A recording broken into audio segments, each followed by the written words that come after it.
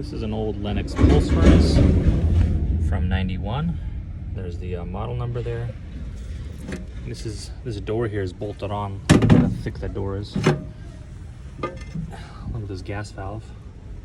It's got this chamber after it before it goes into the heat exchanger area.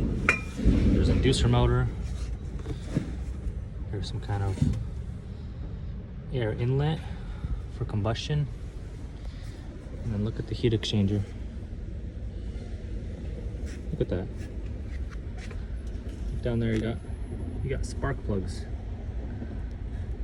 It actually mixes air and gas together and creates explosions inside the heat exchanger. Here's your fan control. Cast iron heat exchanger.